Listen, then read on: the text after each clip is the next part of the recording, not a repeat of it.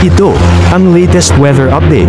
Alamin ang pinakasariwang ulat panahon ngayon dito sa Information TV Educational Channel. Latest na data or latest bulletin as of 11 p.m. Nasa karagatan pa rin po yung sentro nitong si Bagyong Marce, and as of 10 p.m. yung latest location niya ay nasa may silangan or 715 kilometers silangan ng Daet, Camarines Norte. So nasa may dagat pa rin po ito na may taglay ng lakas ng hangin na 100 kilometers per hour malapit sa gitna. So nag-intensify pa po ito lalo at isa ng ganap na severe tropical storm, at yung gustiness niya po pagbugso ay maaaring umabot ng 125 kilometers per hour.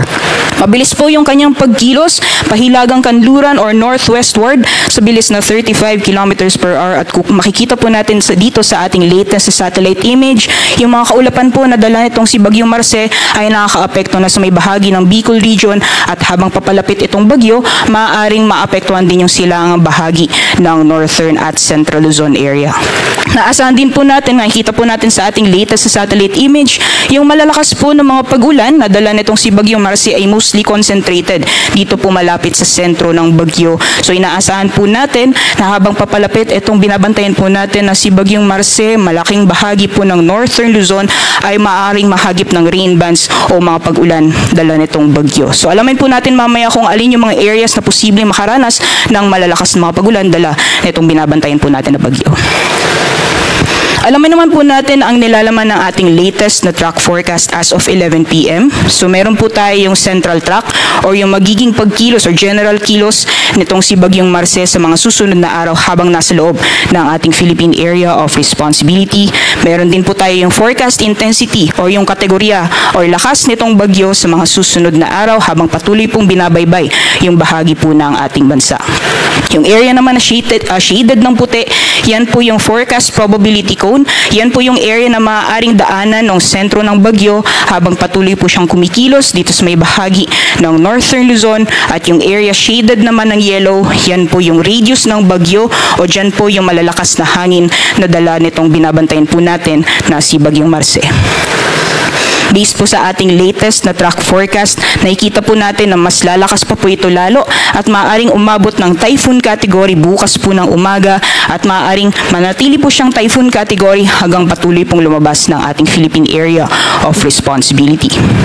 At ayon din po sa ating latest na track forecast, kung makikita po natin itong central track, maaaring mahagip or possible po yung landfall scenario natin sa may bahagi ng Babuyan Islands, kung hindi naman sa may area ng mainland northern Cagayan, possible yan Thursday ng gabi or Friday po ng madaling araw. Pero kung nakikita po natin itong forecast probability cone, malaki po yung sakop ng northern Luzon. So ibig sabihin, hindi lamang po sa may area ng Babuyan Islands or sa northern mainland Cagayan ang possible landfall scenario po natin. In the event na mas lumakas po yung high pressure area dito po sa may taas ng bagyo, itutulak or possible na maitulak niya po yung bagyo pababa, at hindi po natin inaalis yung possibility na maaari din po siyang maglandfall sa may Cagayan, Isabela area sa mga susunod na araw. Kita din po natin sa ating latest na track, mabilis po yung magiging kanyang pagkilos. Kanina nga po ay nasa 35 kilometers per hour yung magiging pagkilos nitong bagyo. At nakikita po natin mabilis yung kanyang pagkilos sa susunod na 24 oras. Ngunit after that, makikita po natin na babagal yung magiging pagkilos nitong bagyo. So most likely ay mananatili po siya sa may silangang karagatan ng northern Luzon. So ibig sabihin po niyan, nakita po natin yung sakop ng rain bands nitong binabantayan po natin na si Bagyong Marce. So starting Wednesday evening or Wednesday hanggang sa darating na Friday, posible pong mahagip ng rain bands nitong si Bagyong Marce yung bahagi po ng northern Luzon. So asahan po natin sa mga susunod na araw ang posibilidad ng ilang araw na walang tigil na mga pag-ulan. Kita din po natin sa ating latest na forecast na yung radius po nitong bagyo ay may kalakihan po yung sakop, especially sa northern bahagi or northern portion ng bagyo, at unti-unti po siyang unti-unti din po nitong mahagip yung area ng eastern section ng northern Luzon habang papalapit itong binabantayan po natin na bagyo. So yung radius niya maaring mahagip po yung eastern section ng northern Luzon for the next 24 hours, at for the next 36 hours maaring mas maraming areas din po ng northern Luzon ang mahagip nitong radius ng bagyo. Dyan po yung malalakas na hangin na dala po nitong si Bagyong Marce. Kaya naman, as of 11 p.m. ay nakataas na po ang Tropical Cyclone Wind Signal number 1 sa mga lalawigan ng Batanes, northern at eastern portions ng Cagayan kasama ang Babuyan Islands, si eastern portion ng Isabela, northern portion ng Apayao at northern portion ng Ilocos Norte.